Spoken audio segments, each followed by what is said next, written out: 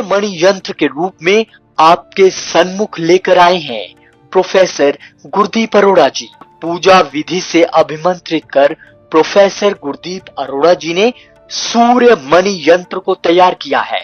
जो इंसान फोबिया यानी डर की बीमारी से पीड़ित है, उन्हें निडर बनाता है।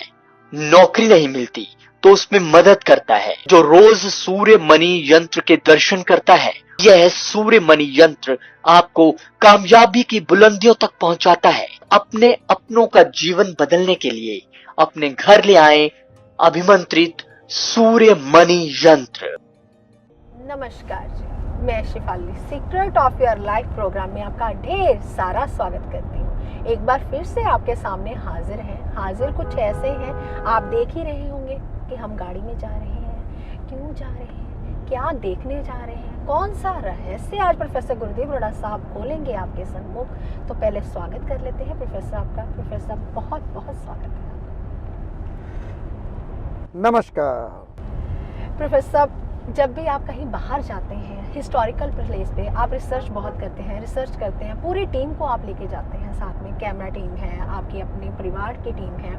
तो प्रोफेसर, ये ऐसा कौन सा रहस्य है, आपने हमें भी नहीं बताया कि हम कहाँ जा रहे हैं। तो हर बार जाते हैं हम फ्लाइट के ऊपर जाते हैं, लेकिन आपने ये जरूर बोला था कि शिफाली जी, हम अगर हम लुधियाना से अभी जा रहे हैं तो जो वहाँ तक की जाने की प्लेस है वो 1600 किलोमीटर है। तो प्रोफेसर, ये अद्भुत जो रहस्य है वो आप अपने परिवार के लोगों को बताइए और हम सबको बताइए जो आपके साथ जा रहे हैं। बिल्कुल बताएंगे शिफाली जी, पर अभी नहीं बताऊंगा। जब समय आएगा जरूर बताऊंगा। लेकिन शिफाली जी ने एक दोहा जरूर बोला है, जो पहले बोला, कैलाश पति जो ध्यान ही धरहि, शंभु सकल कलेश ही हरहि। ये दोहा बहुत अच्छा है। जैसे शिफाली जी पूछेंगे इसका अर्थ मैं बताऊंगा बाद में, लेकिन आप समझ गए होंगे कैलाशपति जो भोले शंकर है, उनके द्वार पे हम जा रहे हैं। और इसका रहस्य तो मैं अभी नहीं खोलूँगा, रास्ते में बताते जाएंगे, वो लास्ट में बताऊंगा मैं, और लेके जाऊंगा एक अद्भुत नज़ारे की ओर जो आपने कभी नहीं देखा होगा, इस बात की मैं गारंटी देता हूँ। और शेफाली जी ने जो सफ़र है वो बता ही दिया आपको, 1600 किलोमीटर है। मैं ये भी नहीं बताने वाला था, ये भी मैं रहस्य बताने वाला था, लेकिन पता नहीं मेरे मुख से कैसे निकल गया शेफाली जी को, और उसने बोल दिया। अब बिल्कुल भी आगे नहीं बताऊंगा, हम बातें करेंगे, बातें करते जाएंगे और बताऊंगा रास्ते में क्या क्या आता है, आप खुद ही जान लीजिए। प्रोफेसर साहब कहाँ जाने वाले हैं ये आप खुद जानोगे, अभी नहीं बताऊँगा मैं। अभी हम बातें करेंगे और बताएंगे आपको। ये पहली बार है कि हम अपनी गाड़ी में बैठ कर जा रहे हैं, नहीं तो जाना तो हम हवाई जहाज के ऊपर भी जा सकते थे, लेकिन मैंने सोचा अगर सफ़र में आपको साथ ले जाया जाए तो मज़ा ही कुछ और है। मेरा परिवार क्यों ना देखे मैं कहाँ कहाँ कैसे जाता हूँ और क्या खाता पीता हूँ। भाई रास्ते में मैंने अपनी बकट पीछे रखी हुई है, सारा कुछ सामान खाने पीने का वो सब साथ में लेके जा रहा हूँ। और चलो कोई बात नहीं, दिखाएंगे आपको जैसे जैसे रास्ता आता जाएगा। देखते हैं शेफाली जी कौन सा क्वेश्चन पूछने वाले हैं। इसके बारे में मैं नहीं बताऊंगा मैं कहाँ जा रहा हूँ, वो मैं बाद में बताऊंगा, लेकिन अभी पूछते हैं क्या पूछने वाले हैं शेफाली जी। जी प्रोफेसर, सबसे पहला मेरा सवाल यही है कि अभी आपने बताया कि मैं नहीं बताऊंगा, लेकिन आप कौन से रास्ते से जा रहे हैं ये तो बता दीजिए। नहीं शेफाली जी, ये भी नहीं बताऊंगा, क्योंकि अगर सफ़र का मज़ा लेना है तो मेरे साथ चलते जाइए। ये रहस्य है, सीक्रेट है, आपको मज़ा आने वाला है बहुत ज़्यादा। बाहर धुंध है, हम लुधियाना से अभी भी चले हैं, सुबह के 7 बज गए हैं, सुबह 7 बजे हम चले हैं। देखते हैं रास्ते में कहाँ कहाँ चलते हैं, जैसे जैसे हमें लेके जाएगा सनी कहाँ पे, और वहीं पे जाओ। रूट मैंने सनी को बताया है और मैं किसी को बताऊंगा नहीं, और हमारे साथ जो पूरी टीम बैठी हुई है किसी को नहीं बताया। मैंने कहा सनी तू चलता जा, बस तेरे पीछे पीछे मैं बैठा हुआ हूँ। जी प्रोफेसर, अगर 400-450 किलोमीटर का भी सफ़र होता है तो वो आप बाय एयर करते हैं, तो लेकिन आज आपने क्या सोचा कि 1600 किलोमीटर का जो सफ़र है तय करना, आपने गाड़ी के ऊपर तय करना है, ये एक दिन में तो नहीं होगा प्रोफेसर। बिल्कुल जी, तो आप आज आप देखेंगे कि प्रोफेसर साहब ने अपना अभी तक का जितने भी एपिसोड हैं सब ने अपना बताया, लाइफस्टाइल बताया कि मैं ऐसे जीता हूँ, ऐसे खाता हूँ, ऐसे पीता हूँ, लेकिन कभी अपना सफ़र नहीं बताया कि मैं ऐसे सफ़र भी तय करता हूँ। प्रोफेसर साहब का यही मानना है कि सीक्रेट ऑफ योर लाइफ का यही मंतव्य है कि आपको घर बैठे ही आपकी समस्याओं का समाधान किया जाए और आपको हर जगह का अद्भुत नज़ारा दिखाया जाए, क्योंकि प्रोफेसर साहब ये भारतवर्ष है तो यहाँ पे अद्भुत रहस्य हैं, तो आप ये रिसर्च करते रहते हैं, खोज करते रहते हैं। अभी मैंने एक दोहा बोला कैलाशपति के ऊपर, भोले शंकर के ऊपर, तो हमें ये तो तय हो गया कि आप भोले शंकर के पास ही जा रहे हैं। तो प्रोफेसर साहब क्या बताएंगे आप भोले शंकर के बारे में, आप क्या क्या कहना चाहेंगे? शिफाली जी, दोहा बोला आपने, कैलाशपति जो ध्यान ही धरी। कैलाशपति यानी कि कैलाश में रहने वाले भोले शंकर जो ध्यान में रहते हैं, जो उसकी तरह ध्यान रखेंगे, शंभु शकल कलेश ही हरि। आपके सभी कलेश जो भोले शंकर हैं वो सब हर लेंगे। आपके सभी चिंताएं हैं जो भोले शंकर है सभी खत्म कर देंगे। और ऐसे अद्भुत नज़ारे पे हम जा रहे हैं आपके सभी कलेश को दूर करने के लिए। देखिए, कम से कम मुझे 7 दिन लगेंगे, कम से कम। और ये देखिए, 7 दिन की छुट्टी ली है मैंने ऑफिस से, जो कि एक दिन के लिए छुट्टी नहीं करता इंसान, एक दिन की भी। और 7 दिन के लिए आपके लिए अगर मैंने अकेले में जाना होता, और दिल की बात बताऊं, हवाई जहाज़ लेता सीधा वहाँ पे मंदिर पे जाता, माथा टेकता, शाम की वापसी, अगर मैं पैसे बचाना चाहता तो। लेकिन नहीं, मैं ये चाहता था ये सब कुछ आपके लिए कर रहा हूँ, तो क्यों ना जहाँ जहाँ मैं जाता हूँ आप सबको ये नज़ारे दिखाता जाऊँ, क्योंकि मैं सोचता हूँ आप मेरा परिवार हैं। जैसे जैसे मैं जाता हूँ, जहाँ जहाँ जाता हूँ, वहाँ वहाँ आपको लेकर जाऊँ, वहाँ वहाँ बताऊँ कि मैं क्या करता हूँ, क्या जहाँ पे जाके मैंने बोला मैं सामान अपना रख लिया खाने पीने का, मैं बाहर की चीज़ें नहीं खाता।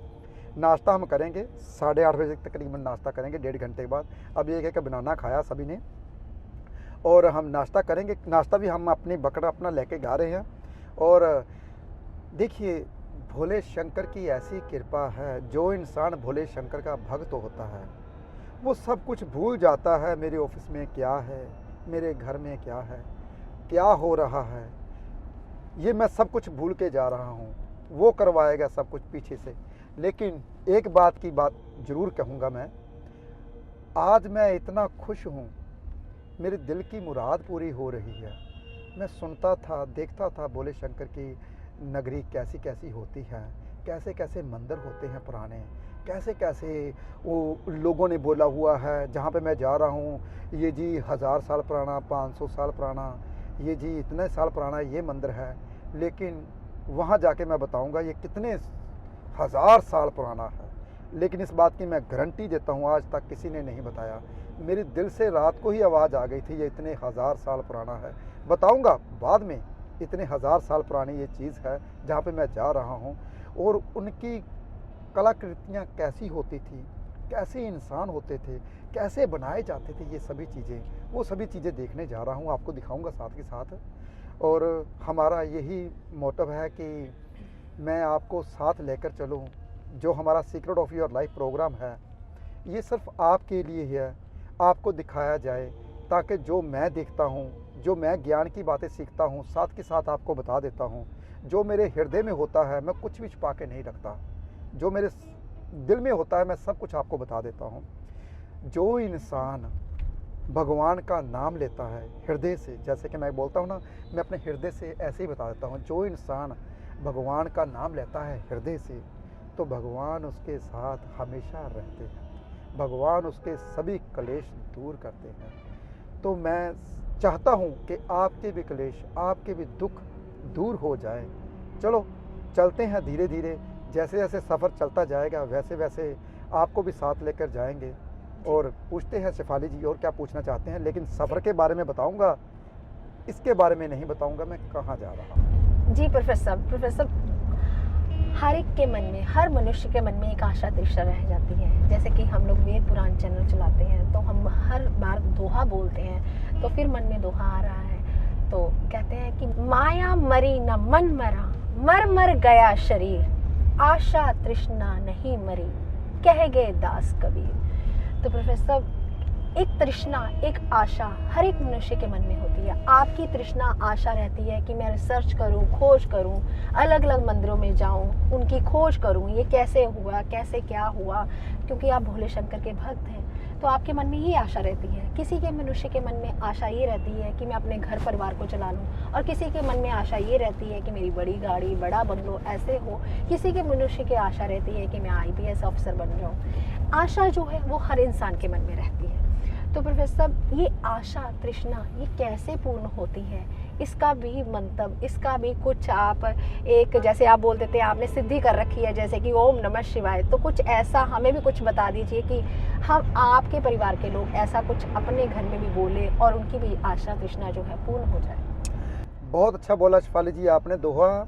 माया मरी ना मन मरा, मर मर गया शरीर, आशा तृष्णा नहीं मिटी, कह गए दास कबीर। अरे भाई, हम तो माया छोड़ के जा रहे हैं और तकरीबन सभी जो बंधन है वो तोड़ के जा रहे हैं।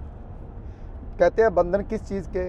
अरे यार, ऑफिस में ये करना है, वो करना है, ये सामान लेके आना है, ये करना, सब कुछ अपने आप को फ्री करके जा रहा हूँ और सिर्फ ये जो टाइम है भोले शंकर के नाम पे लगा के जा रहा हूँ। देखिए, जैसे जैसे हम नज़दीक जाते जा रहे हैं वैसे वैसे क्यूरियोसिटी बढ़ती जा रही है कि आगे क्या होने वाला है। चलो कोई बात नहीं, देखते हैं आगे सफ़र में क्या है। पहले भूख लगने वाली है, कुछ बैठ के खाते हैं, फिर उसके बाद बातें करते हैं, क्योंकि जब तक पेट नहीं ना भरता तब तक बातें भी नहीं होती। और सफ़र का आनंद लेते हैं, आपके साथ चलते हैं। चलिए प्रोफेसर साहब, 3 प्रकार के गुण होते हैं, जैसे कि तामसी, राजसी और सात्विक। हर इंसान चाहता है कि हमारे अंदर सात्विक गुण हो, लेकिन होते नहीं है। ये आप इन तीनों की व्याख्या आप कैसे करना चाहेंगे, तामसी, राजसी और सात्विक गुण की? बहुत अच्छा बोला शेफाली जी आपने। भोले शंकर के भीतर तीनों तरह के गुण होते हैं।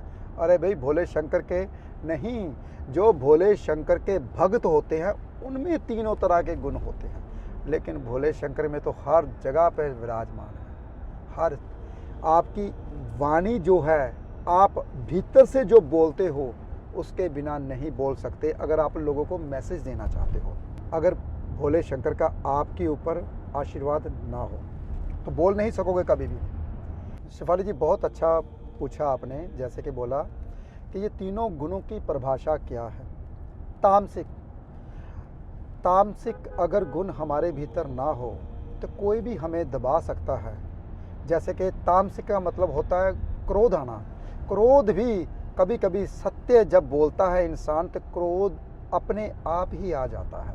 ये गुण भी जरूरी है। जैसे कि दाल में नमक ना हो तो दाल स्वाद नहीं लगती। इसी तरीके से जो तामसिक गुण होता है वो हर इंसान के भीतर होना चाहिए। लेकिन अगर नमक बढ़ जाए तो क्या होता है पता है? वही दाल जहर लगती है। तो इसलिए तामस गुण को ज़्यादा नहीं बढ़ाना, नमक की तरह ही रखना है। राजसी गुण, अब बात आई राजसी गुण की। राजाओं की तरह अगर राजा नहीं होंगे तो दान पुण्य कहाँ से करोगे?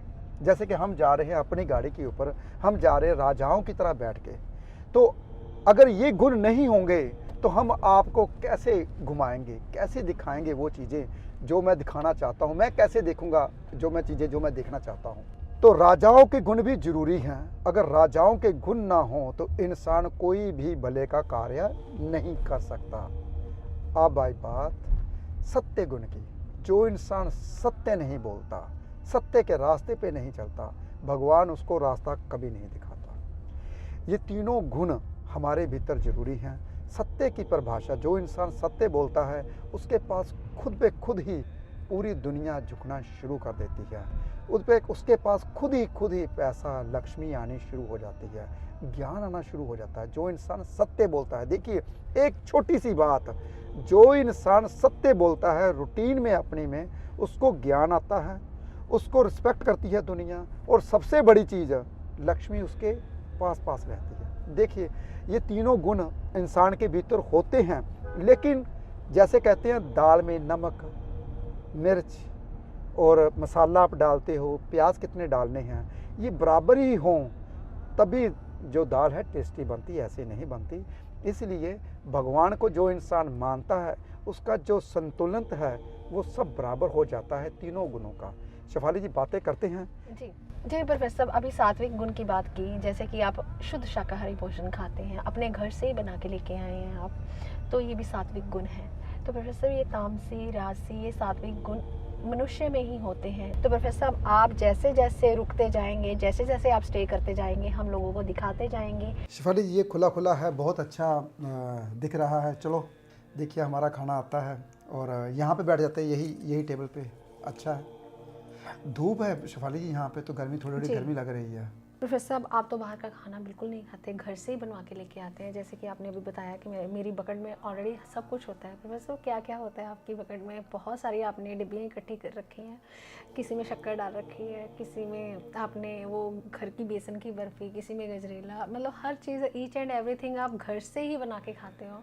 तो वही बात की हमने, जैसे तामसी हमने बोला कि सात्विक जो खाना खाना चाहिए इंसान को, तो आप घर का ही बना हुआ खाना खाते हैं, ये बहुत अच्छी बात है। शेफाली जी ये खाना ज़्यादातर तो नहीं चलेगा, तकरीबन 2-3 दिन जब तक है हमारे पास तब तक तो हम खाना खाएंगे ही, जब तक हमारे पास है। लेकिन कोशिश करेंगे इसको कम खा के ज़्यादा दिन चलाने की कोशिश करेंगे जी। चलो खाते हैं और बात करते हैं, फिर बाद में आपको बताते हैं ये आगे कहाँ जा रहे हैं हम। जी। जय शिव शंकर औघड़ धानी, जय गिरि तन्या मात भवानी। प्रोफेसर साहब ये मैंने एक दोहा बोला है, तो इसकी व्याख्या तो आप ही समझा सकते हैं, क्योंकि आपके समझाने का ढंग बहुत सिंपल साधारण है और आपके परिवार के लोगों को बहुत अच्छे तरीके से समझ लगती है। शेफाली जी बहुत अच्छा बोला, जय शिव शंकर औघड़ धानी। भोले शंकर आप इतने ज्ञानी दानी हो, इतने दानी हो, जो भी कोई आपका नाम लेता है सब कुछ दे देते हो। और पार्वतों की देवी, जितने भी पर्वत हैं इनकी देवी माता पार्वती आपको नमन है। और इनका सबसे दोहा तो बहुत अच्छा है। जी प्रोफेसर साहब, अभी आपने यही बताया है सिर्फ कि मैं भोले शंकर के दरबार में जा रहा हूँ, यानी कि भोले शंकर जी को मिलने जा रहा हूँ, उनका आशीर्वाद लेने जा रहा हूँ, लेकिन आपने ये नहीं बताया मैं कहाँ जा रहा हूँ।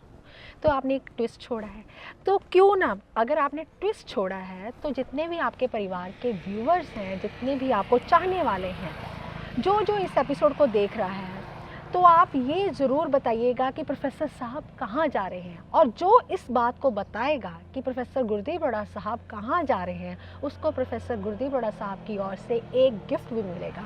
तो प्रोफेसर, तो ये गिफ्ट की बात है, क्योंकि अगर गुरु का आशीर्वाद मिल जाए इससे बड़ा क्या होता है। तो आपका आशीर्वाद जिस चीज़ को मिलेगा वो तो वैसे ही तर जाएगा। एक आपका ओम नमः शिवाय जब आप बोलते हैं तो उससे ही काम बन जाता है। अगर गिफ्ट उनके घर में चला गया तो क्या बात है प्रोफेसर। तो थोड़ा सा हिंट तो दीजिए, क्लू तो दीजिए कि कहाँ पे हैं अब इस टाइम। ऐसे लगता है कि हम हिमाचल की वादियों में हैं, ऐसे फील हो रहा है, ऐसे लगता ही नहीं है कि आप कहाँ पे जा रहे हैं। थोड़ा सा क्लू तो चाहिए ना। शेफाली जी बहुत बड़ा क्लू दे रहा हूँ, मैं दुनिया के सबसे पुराने मंदिर में जा रहा हूँ जी।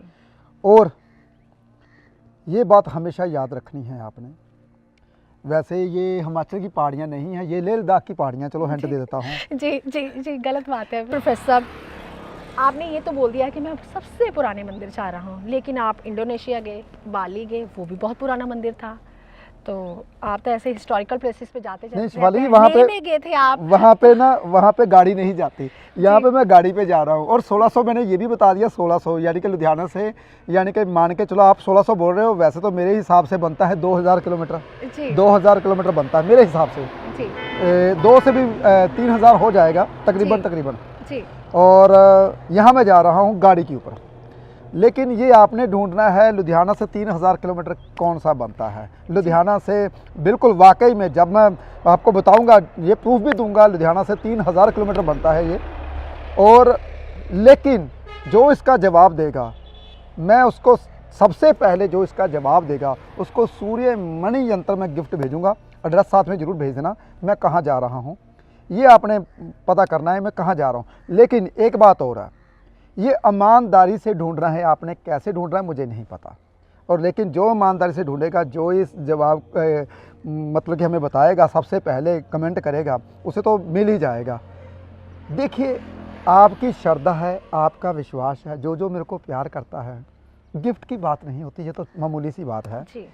मैं देखना चाहता हूँ मेरे को लोग कितना प्यार करते हैं। और जैसे आप मेरे को प्यार करते हैं वैसे ही मैं आपको सबको प्यार करता हूँ।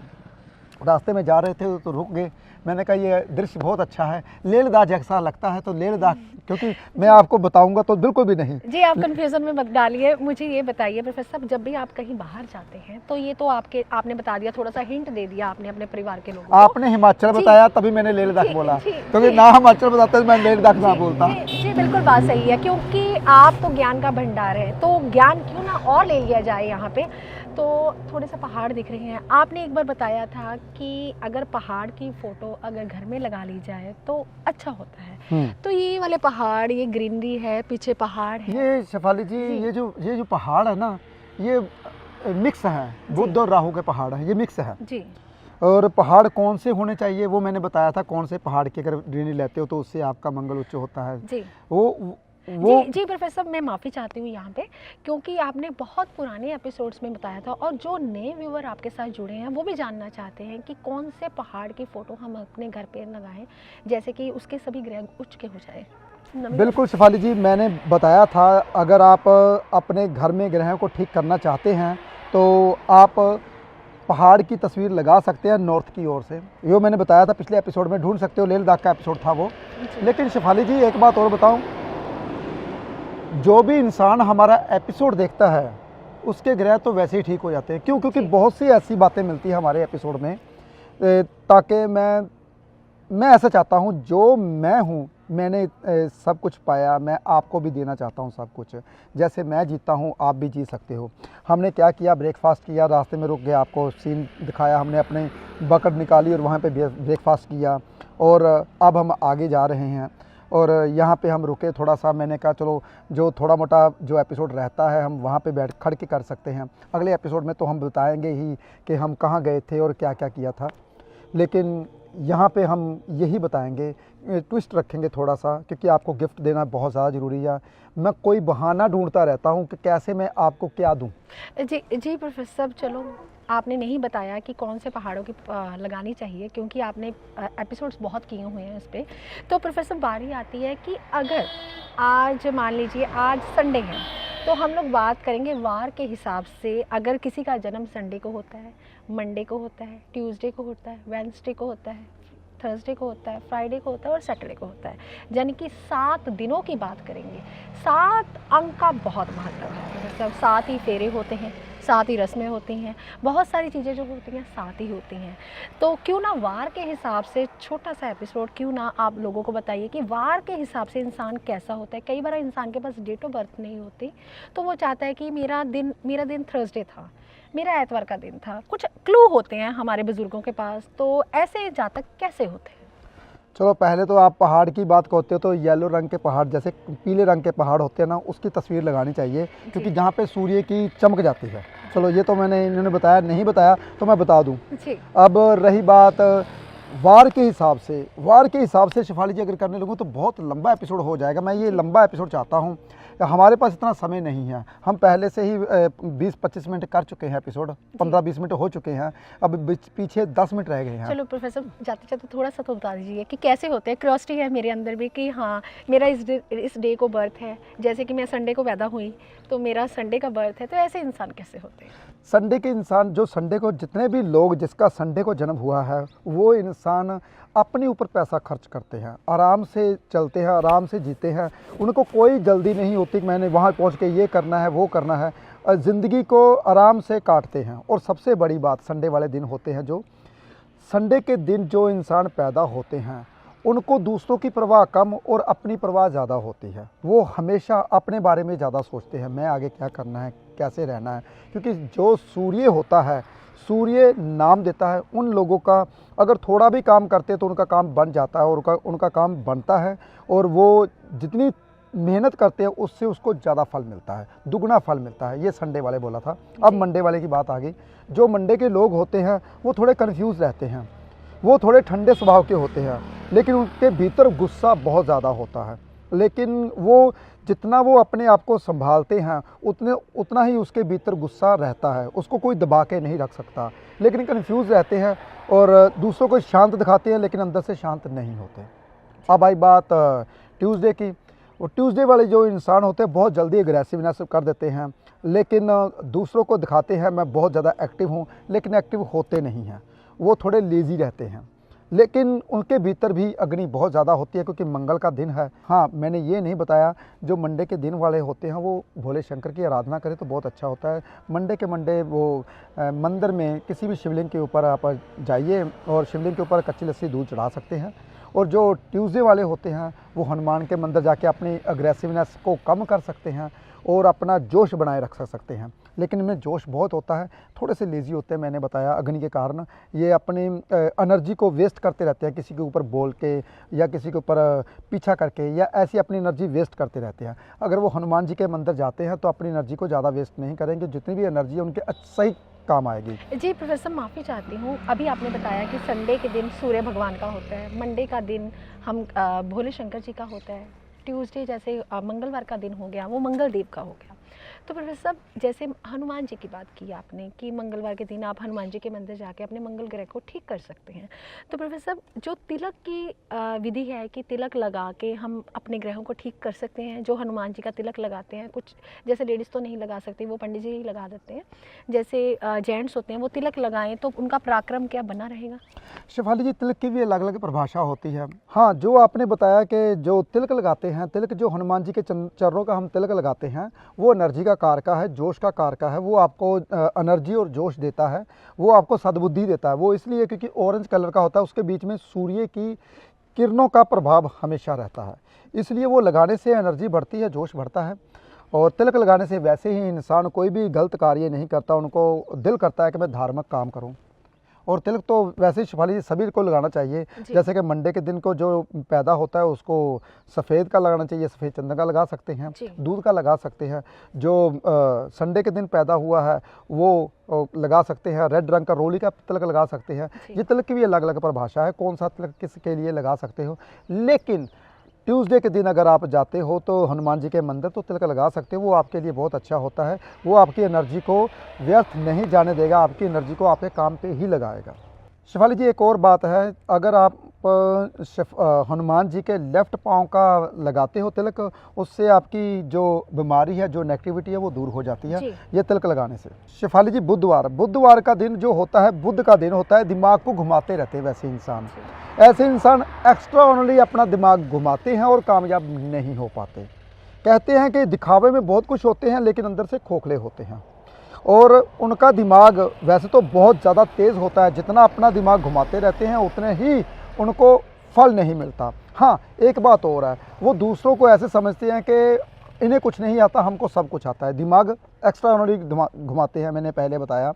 लेकिन ऐसे इंसान को सफ़ेद चंद्र का ही तिलक लगाना चाहिए, जिससे उनका मन शांत रहे। वो सोते हुए भी उनका दिमाग भागता रहता है, टिक कर नहीं बैठते। शेफाली जी, ऐसे लोग मेहनत बहुत करते हैं, मेहनत का फल बहुत देरी से मिलता है। इनको बहुत मेहनत करते हैं अपनी ज़िंदगी में और इनको ऐसे लगता है कि मुझे आज तक कुछ मिला ही नहीं, इनको ऐसा लगता है। पर ऐसा कभी नहीं सोचना चाहिए। ये इंसान भगवान के रास्ते पर चलते हैं, इनको कठिनाइयाँ बहुत ज़्यादा सहनी पड़ती हैं और इनको कभी कभी ऐसा लगता है कि भगवान के ऊपर भरोसा इनका उठ जाता है। लेकिन जो वीरवार के दिन पैदा होते इंसान हैं, ये अगर भगवान के ऊपर आस्था और विश्वास रखते हैं तो इनको सब कुछ मिलता है जो वो चाहते हैं। और इनको कभी भी अपना हौसला नहीं छोड़ना चाहिए। ये भगवान के बहुत नज़दीक होते हैं गुरुवार के दिन जो पैदा होते हैं, और भगवान का आशीर्वाद इनके ऊपर हमेशा बना रहता है। लेकिन भगवान इनको अगर सही रास्ता पर चलते हैं तो कभी भी पीछे मुड़कर नहीं देखते। अगर ये झूठ, तूफान और मक्कारी के रास्ते पर चलते हैं तो बार बार गिरते हैं। भगवान इसको फिर उठाता है, जब वो अच्छा कर्म करते हैं फिर वो बेईमानी करते हैं, बार बार गिरते हैं। फिर वो अंत में क्या होता है, इनके पास पैसे की कमी रहती है और दूसरों को पैसा हड़पना शुरू कर देते हैं अगर वो गलत रास्ते पर चलते हैं। तो शेफाली जी, तिलक की बात रह गई थी। आप केसर का तिलक या हल्दी का तिलक लगा सकते हो गुरुवार के दिन। अब आई बात लक्ष्मी की। शुक्रवार के दिन जो पैदा होते हैं हंस के बात करना पसंद करते हैं, बहुत जल्दी इनको खुशियाँ मिल जाती हैं। जो भी एफर्ट करते हैं बहुत कम करते हैं और बहुत सब कुछ पा लेते हैं और जल्दी जल्दी से सब कुछ मिलता जाता है इनको। लेकिन इनके भी थोड़ी सी कमी रहती है। इन इंसानों का शुक्र खराब हो रहा, मंगल खराब हो रहा, शादी अगर ना हुई हो फिर तरक्की नहीं मिलती। शादी के बाद ये इंसान बहुत तरक्की करते हैं। अगर जिसका शुक्रवार के दिन जन्म होता है, अगर वो सफ़ेद चीज़ों को ज़्यादा धारण करते हैं, कपड़े सफ़ेद, वाइट शर्ट, वाइट अगर कपड़े धारण करते हैं तो इनको तरक्की बहुत ज़्यादा मिलती है और शादी इनकी, जब शादी के बाद ये बंदे सफल हो जाते हैं। और शुक्रवार के दिन जो इंसान पैदा होते हैं ये मुस्कुरा के ही बात करते हैं, दिल में थोड़ी सी बातें रखते हैं, जो अपनी बातें हैं वो बहुत देर से निकालते हैं। शुक्रवार के दिन भी आप दूध का तिलक लगा सकते हैं, अगर आपकी शादी नहीं हुई तो आप दही का तिलक लगा सकते हैं। अब आई बात शनिवार की, ऐसे बंदे आराम से चलते हैं, कोई जल्दी नहीं होती, बहुत लेज़ी होते हैं, जहाँ पे इनको जगह मिलती है तो ये सोने की करते हैं और इनको हमेशा बहुत एफर्ट करना पड़ता है, छोटी चीज़ के लिए भी बहुत एफर्ट करते हैं, मेहनत बहुत ज़्यादा करते हैं और इनको मेहनत का फल 36 साल के बाद मिलता है, उससे पहले बहुत मेहनत करनी पड़ती है, सबकी बातें सुननी पड़ती है। ये इंसान जब भी ईमानदारी से चलने शुरू हो जाते हैं तो छोटी उम्र से ही पैसा कमाना शुरू कर देते हैं। अगर ये इंसान बेईमानी धोखेधड़ी करते हैं तो इनको 50 साल तक दुख झेलना पड़ता है। इनको भी हल्दी या केसर का तिलक लगाएं तो और भी अच्छा रहेगा। प्रोफेसर साहब, आज आपने जो रहस्य खोला है कि वार के हिसाब से इंसान कैसा होता है, ऐसा शायद ही किसी जोशी ने खोला हो, लेकिन अलग अलग तरह के लोग, अलग अलग जोशी, अलग अलग साधु संत महात्मा यूट्यूब पे बोलते रहते हैं, लेकिन आपका जो साधारण सा तरीका है ना, जो सिंपल वे है, वो सभी को समझ लगता है। अगर आपको एपिसोड अच्छा लगता है तो ज़्यादा से ज़्यादा लोगों तक शेयर कीजिए, ताकि आपका ज्ञान तो बढ़े साथ में दूसरों का भी ज्ञान बढ़े। आप अपना ध्यान रखें, खुश रहें, स्वस्थ रहें। आज के लिए इतना ही, नमस्कार। शिफाली जी, आप गाड़ी में बैठिए, आगे का सफ़र हम तय करते हैं। जी। चलो सनी बेटा, चलो चलते हैं, हम आगे का सफ़र तय करते हैं।